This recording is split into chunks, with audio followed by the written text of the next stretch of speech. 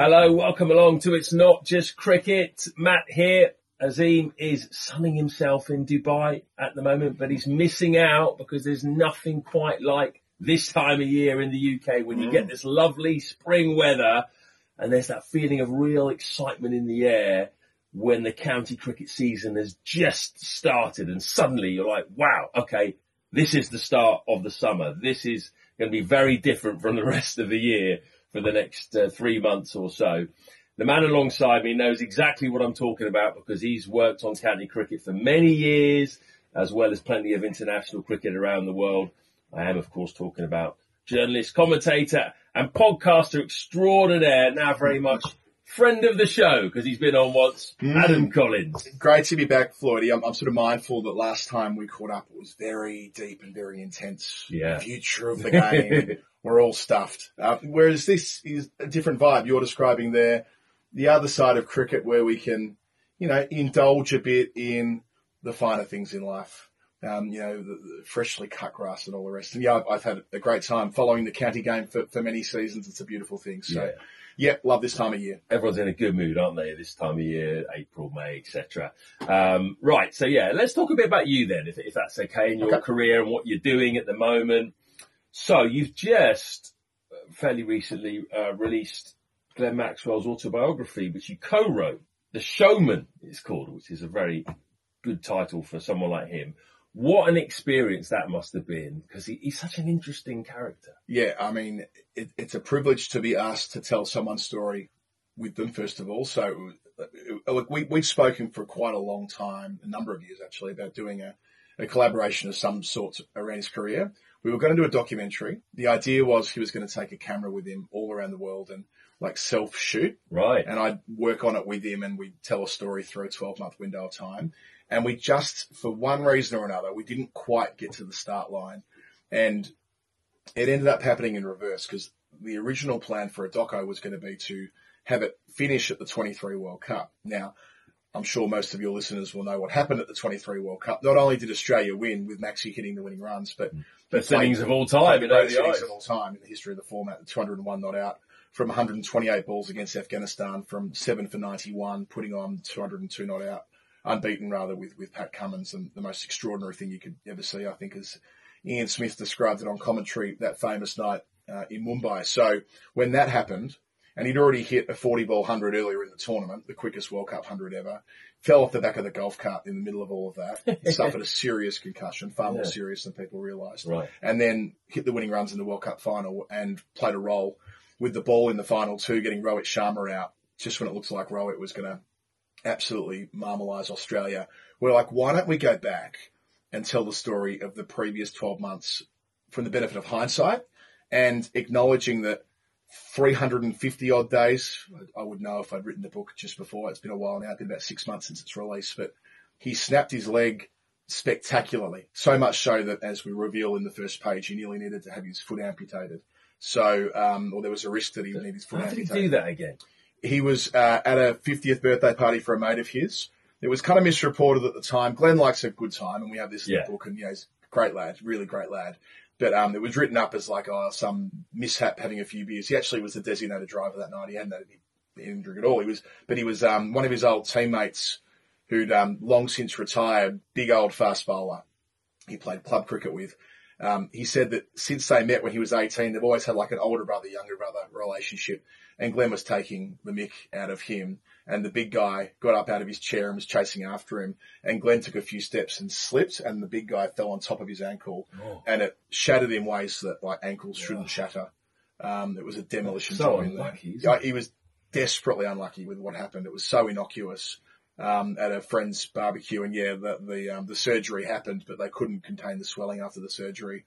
And his wife, who is a pharmacist, was quietly told, we need to get on top of this right now because there's real risk if the swelling doesn't go down, this could be catastrophic. So mercifully they got the cast off and they found a way through, and the recovery is the story that we tell, and how he got back to playing cricket again, and ultimately how he was able to perform at the very peak of his powers again. And the way we did it, if that was the X-axis, that 12-month or so period, the Y-axis was the rest of his life. So he's scattered through stories from his 35 years of life into the 15 chapters that kind of corresponded with stuff that was going on in the 12-month period. So it was a bit of a careful tapestry we were trying to pull together, but we're really proud of it, and been nominated for awards and that type of thing, and that's all very flattering after the fact that people seem to really enjoy it. What is he like then? Because he strikes me that he's very much not your average cricketer away from cricket. I mean, obviously, the way he plays, he's a massive fan favourite because he's so carefree. It's like he doesn't give a shit about getting out, does he? I mean, that's what you think when you're watching the way that he plays, when he comes out and first ball tries to switch hit you for 6, or, one of the world's best bowlers. That's the kind of thing that he would do. Is he like that off the pitch? Is he carefree? Is he a bit more intense than that? I think that he's better understood now than he ever has been before. The book's part of that, and the interviews he did around that. It's not that he doesn't care. It's that the way that he sees the challenge is different to the way that conventional players might see the challenge, because he's got more tricks to choose from and he can access the field in different ways. And early in his career, that was to his detriment from a public relations perspective, because he would do things like you described before, and people would assume it's reckless, when instead what's really going on, he's onboard computer is as sophisticated as any cricketers in the world. He's weighing things up and weighing up risk, and the way he picks up visual cues, it's extraordinary. He's a freak. So, I mean, we should all be so lucky as to have a thimble of the talent this guy's got, and the ability for him. His cricket IQ's through the roof, and he's obsessed with the game as well. A lot of cricketers you meet, they kind of go out of their way to tell you just how much they don't really care about the game. Like, it's a point of pride to, I'm just brilliant at it, but I don't care. It's a bit like Andre Agassi in tennis. It's that kind of thing, isn't it? Well, I also think it's got into the culture of there must be something wrong with you if you like cricket too much. You're a cricket badger, are you? And they turn their nose down at you. Glenn's like you and me. He's just like we are. If he were here right now, he would start regaling you with stuff he saw on the television when he was 7 years old, because he was up all night watching. That's his worldview. Right. So he understands exactly what the risk reward profile is on everything that he does inside the game, and loves it, and always has and always will. I'm looking forward to seeing what he does in his post-playing career, because I'm sure he'll make a massive contribution in various ways. Yeah. Media and coaching. He's going to be a gun coach, and he's going to be a gun TV commentator. So he'll have options at his disposal when he's done. But that's the kind of person you're dealing with. Very authentic, massive oversharer, great company, and a guy with a really lovely heart. He's a lovely guy as well. He cares a lot about his friends and looks after his friends in various ways. Yeah, he definitely. I don't know him like you do, but every time I've met him, that's exactly how he's come across to me as well. And when you play like that, you're going to have these massive peaks and massive troughs, aren't you? So this is a guy who can play the best innings of all time in an ODI. And then I've watched IPL tournaments where he literally hasn't scored a run, for the whole tournament. Yeah. I mean, I think a couple of years ago, I don't think he hit a 6 the entire tournament. And last year, he actually suggested to RCB to drop him. Yeah. Because he's like, I'm not getting any runs, which you never hear from a player. In fact, maybe you should hear more of that from a player when they're just not feeling it. So, how does he deal with these? He's had these injuries too. Yep. How does he deal with these massive peaks and these massive troughs? He's incredibly aware of his game. So what you said about the IPL stuff last year, we were writing a lot of the book through that period of time while doing interviews and getting it all together.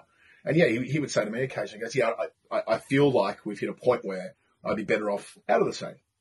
And for someone with a lot of confidence in his own game, that's perceptive, right? You're right. It'd probably be better if more cricketers who were really battling were able to put their hand up and say, look, I'm probably better out of the team. And that's what RCB did last year, having enjoyed some terrific times at that club. That his last season there, it didn't work, and so it goes. And there was, the IPL where he didn't hit a 6 and he turned out to play against India in his next game for Australia, hit 3 sixes, and KL Rahul was behind him as the wicketkeeper.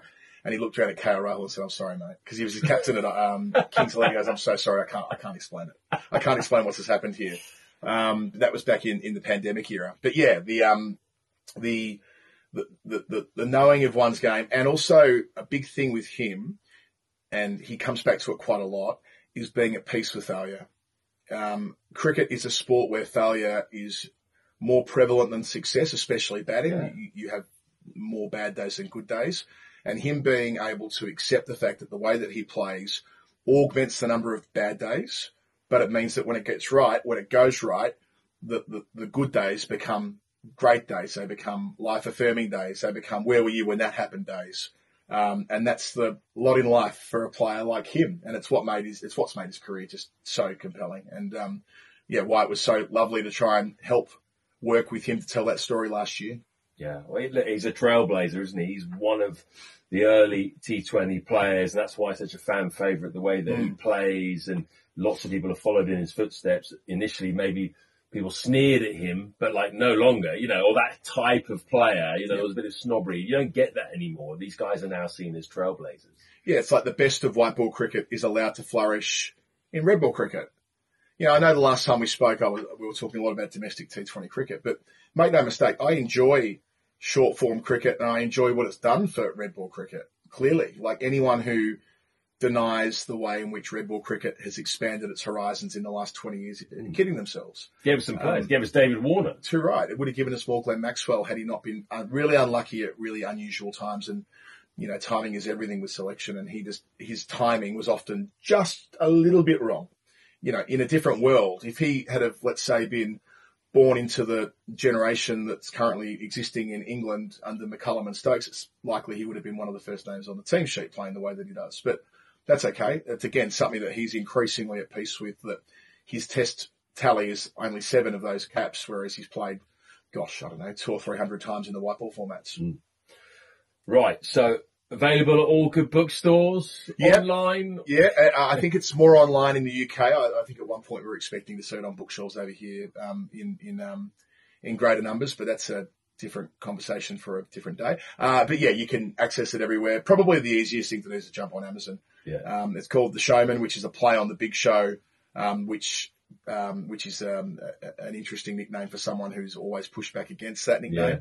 The way that it came together, the way that it's been reviewed and received, we're super proud of it. So, and it's not just a cricket book either. I want to stress that. There's quite a lot about depression in there that people have taken a lot from, about miscarriage as well, which I think some of those chapters are some of the most powerful in the book, because it's where you're getting Glenn at his most vulnerable. And when you get him in that space, he is so eloquent and he can sum things up so well that it helps, ideally, shape some of those off-field conversations as well. Fascinating character. Go out and get it if you can. The Showman, the autobiography of Glenn Maxwell, one of the most popular players in the world at the moment.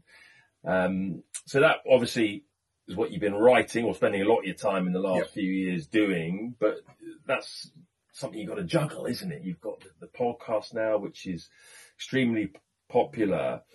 You started off as a print journalist.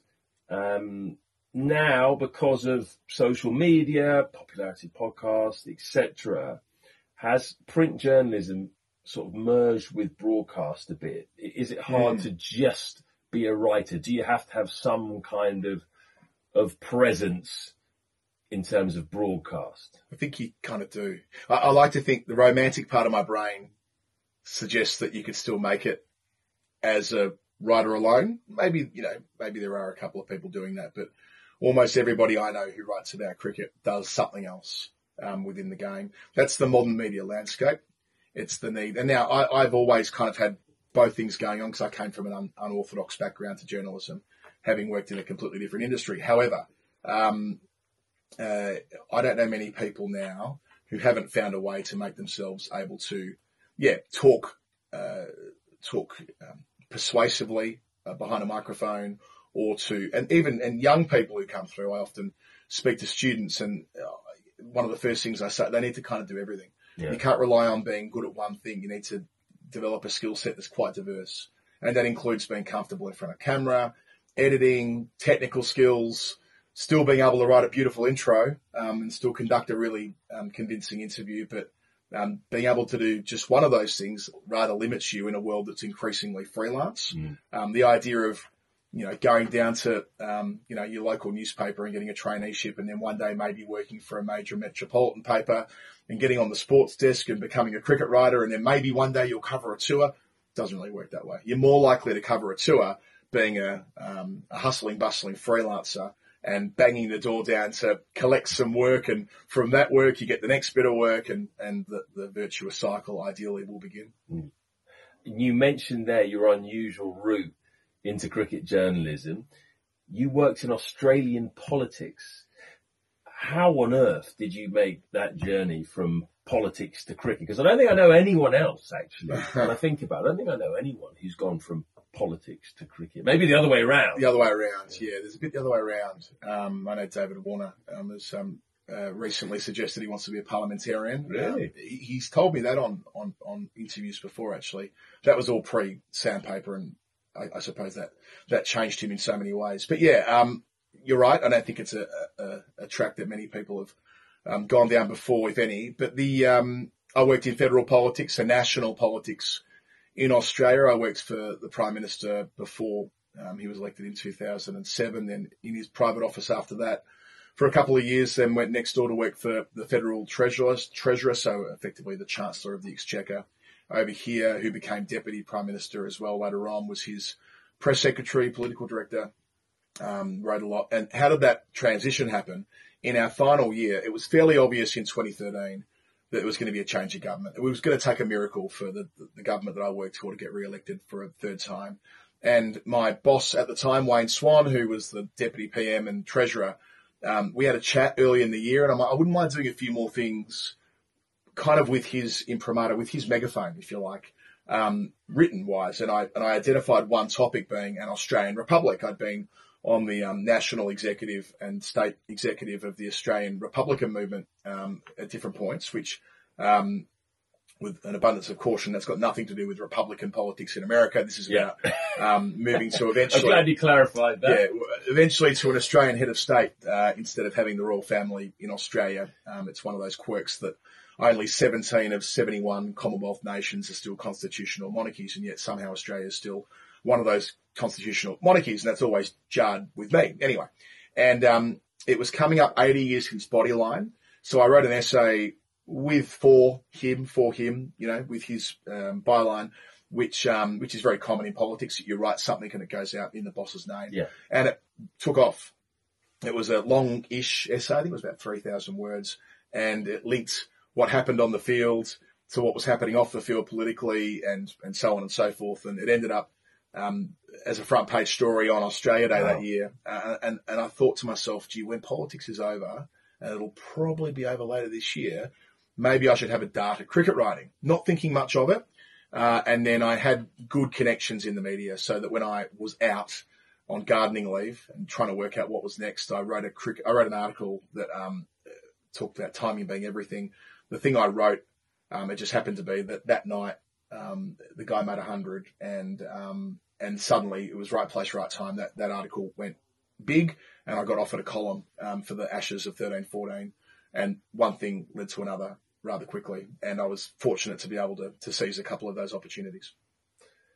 And then after that, you then moved into commentary as well, and you and I have worked together quite a few times, haven't we, together? You're smashing it, mate, by the way. I mean, you're doing a lot of stuff, aren't you, for SEN, which is the Melbourne-based radio station. So you've been you go to Australia and do all of the test matches there, don't you? And also work for other people as well. You were in Sri Lanka earlier this year, Australia touring there.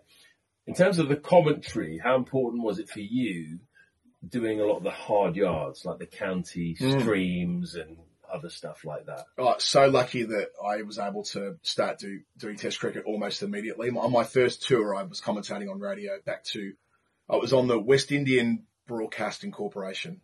Kind of blagged my way into a commentary job in the Caribbean. And, I'm not saying it was as simple as that. I had to work bloody hard to establish myself, worked with lots of organisations around the world until I kind of landed with SEN a few years on in 2018. And that was the Sandpaper series that I referred to before. I commentated that infamous day at Newlands in Cape Town. I was behind the mic for that. And by that point, I'd done quite a bit of television as well. So, yeah, these things kind of went side by side, radio and TV initially at least. And I'm quite proud of the fact that on SEN, it is an Australian station, but we've covered, I think we're up to 66 test matches now. And I would have done the vast majority of those, maybe 55 or thereabouts of those test matches both in Australia, but I don't think we've missed a test since 2018-19, every Australian test around the world. So I lead that up. When we go around the world, I take the show on the road, and that's a really nice part of what I am fortunate to do. Cricket on the radio, I'm sure it was the same for you, Floydie. Growing up, there's something very special about the old school transistor radio under your pillow type of thing, listening to an Ashes on the other side of the world. Well, that's a huge part of my childhood as well, and having the privilege of being able to narrate Test cricket back to a generation of young people who themselves are experiencing their formative stages of loving the game. That's a privilege, and I've really enjoyed being able to do as much commentary as I have, and balancing that with everything else, it is a lot, but it's something that I certainly prioritise wherever I can. Yeah, well, of course, when I was growing up, I'm sure a lot of people did this. I know a lot of people did this. You might have done it too. Is that you watch the TV and have the radio commentary? A lot of people did that with TMS over here. Obviously, when I got a bit older and I went to Sky, I would just watch the Sky coverage, because the Sky commentary got a lot better as it went on. But definitely that was what we used to do. And and I used to like getting in the car sometimes. I wouldn't want to watch the whole day, so sometimes I'd just go for a drive so I could listen to the radio for an hour. Oh yeah, and that, I think you instinctively know that people are consuming. You need to paint the picture. You need to use the canvas. 200 metres by 200 metres. Yet there's 22 yards in the middle. But your job on radio is to tell a much broader story than that. And the difference is, when doing TV, your job is to shut up. Yeah. And I know I am speaking less a lot is more right now. On TV. Totally. You've got to find a way of sprinkling in the heaps of prep you've done and whatever. There's room for all of that, but you need to spread it out. Whereas with radio, you've got to fill the space, and you fill the space with the reams of research that you've done. And I know, Floydie, you're like me. You do a lot of prep before you commentate. You want to do it right. I had the privilege of doing both television and radio for the recently completed test matches that Australia played in Sri Lanka, and that quite abrupt move from sprinting from the radio box in one over and picking up television in the next over, and realizing that, something that might be 150 words for a ball or something like that on TV could be one word, no words. Yeah. A ball that does not require remarking upon at all. You've got to work to the pictures, haven't you? Because of course, radio, you're not beholden to anything. So I do like doing radio from that point of view, because you can just go off on a tangent very easily. Whereas in TV, you've got to really commentate over what the pictures are. Sometimes a good director should listen to what you're saying, and you can almost direct it yourself and guide him through what you want to say. But sometimes you can't have that. So you've just got to talk about what the viewers are seeing. You can't be going and talking about something that they can't see because it's on. Yeah, I spoke to a director about this once when probably one of the first series that I was doing telly on, and he was like, we're going to direct the band together. It's not me on my own. It's not you on your own. That's the way it should be. We're going to collaborate. We're going to be talking constantly through the button that you press, the lazy, and talk to the director, and we will do this as a team for the half an hour that you're on for. Yeah. And I'm quite interventionalist on the lazy. I know you are. I hit it constantly. I'm always saying, give me a pic of that. Give me a graphic of that. Have you got this for me? Can you give me 3 balls from last over? And if you get it right, you spend more time talking to the director than you do talking to the audience, because you're trying to cue stuff up that'll tell the story for you without you gibbering over the top of it. In a perfect world. Yeah. It doesn't always work that way. Quiet passage of play and different energy again. But if things are happening, like a white ball game or something like that, it is busy, and that's how it should be. Absolutely. If you don't know what the lazy is, it's just a button that the commentator presses, so people who are listening can't hear you, and you can talk directly to the director. So say if you want to be talking about a particular player, you press the lazy and say, get Glenn Maxwell on screen, get a close-up. He's shining the ball. I want to talk about what he's doing with the ball or something like that. Yeah. That's basically what we do, isn't it? Request graphics, request replay. I like doing where you kind of test them. You go, can I get 2 balls from the last over he bowled? That was ball 3 and ball 5, I reckon. And from 45 minutes ago, I reckon. And you go, can you get me that in 30 seconds time? Like, hang on a second, comment. And I love all of that. That's fun. I enjoy that, that push and pull. And by contrast, you mentioned county commentary. The beauty of being able to, if you can't if you can't go on a flight of fancy on county cricket, then when can you? Some of the conversations you and I would have had when we were doing Middlesex together would have been so far removed from what was going on in front of us because the audience liked that. Yeah. As best I can tell, no one's ever complained about when you start telling a story about something that might have happened 100 years ago or whatever. There's something about the vibe of the county championship which permits you to really go all over the place. Yeah. And that's why this time of year when I'm hosting the Surrey coverage is a really joyous time in its own way. Yeah, no, it is. It's different, isn't it? And you and I, we used to engage people were viewing on YouTube and make comments, and we put questions out there. And I loved all that aspect of it when you're really engaging with the audience. Absolutely brilliant. In terms of playing cricket, mate, how's your summer looking? You playing a few games? Never played more. Really? Yeah, I'm 40 now. And I'm playing about 40 games this summer, I reckon. Wow. Yeah, so You're my hero. You're younger than me, and I can barely get out on the pitch. It's just like I've become obsessed with it again. You know, when you're young, when you're playing, when you're a teenager, you just want to play constantly. Because I missed a lot of cricket in probably my 20s when I was working in Canberra. Although I did play up there. I played with Nathan Lyons Club when he was in the ACT, which was a great experience, and I loved playing grade cricket in the ACT. But then I came back to it in Melbourne, went away from it when I hurt my shoulder quite badly about 10 years ago, barely bowled a ball. In fact, I'd fallen out of love to it to such an extent that I would actively say no to playing at all. And if I did play, I would sort of stand at mid-on, stand in the slips, be quite grumpy, and I'd say, no, I'll bat 8 or 9. I don't want to play, really. Yeah. I just want to be here and experience talking rubbish with some guys and have a beer afterwards. And then about pandemic time, remember that bit when you could have a net with you could have an outdoor exercise with 6 people? Yes. Right. So we were doing a 6-person net with a few of my mates and colleagues from Cricket Media, a few of the Wisdom guys. We were netting every week. And I just kind of like that. I think it is a bit to do with the pandemic, what we were losing or what we had lost. Yeah. And I had never really bowled. My shoulder was so knackered from the ligaments that I destroyed bowling seam up that I had to do something else and bowled a few offies. And it feels okay. It doesn't hurt. That's interesting to me. That does not hurt. 5 years on, I routinely go and bowl 20 overs on my own in the nets. Turn yourself into an off spinner. Constant. I'm obsessed with it. I interviewed Jack Leach this morning, and after we finished talking, when I finished the interview with him, I'm like, right, now the tape's off, let's talk spin, mate. Get some tips. Let's talk, and I send lots of videos to Max. He's saying he enjoys this, reviewing how I'm going in the nets and like sending me things that he's seeing in the action and all of that. It's way over the top for a Sunday cricketer. And indeed, some of the other cricket I play is better than Sundays, but still. It's become an obsession again. I know you're very competitive, and I know that because I only play 2 or 3 games a year at the moment because it's bloody tennis elbow, which affects me. But I owe you, mate, because I think the last game I might have played actually was at Highgate Cricket Club, and you captained the Cricket Writers team, I captained the Lords Taverners team, and you absolutely dealt with us. So we owe you, mate. I'm out for revenge. I'm going to get my elbow going. That game's being played this year on the 17th of June, so I hope you're available. I'm going to tell Merv, I want a captain. I want revenge. Yeah, I'm captaining that day. Okay. So we can. I play a lot of cricket for the Tavs, but that's the one exception when I'll play against the Tavs when it's for the Cricket Writers. All right, mate, I'll see you on the pitch. Colo, great to have you in, mate. Again, thank you very much. Total pleasure. Really good hearing some of your stories. I hope you guys enjoyed that one as well. As ever, make sure you follow us on our social media channels at INJC Pod.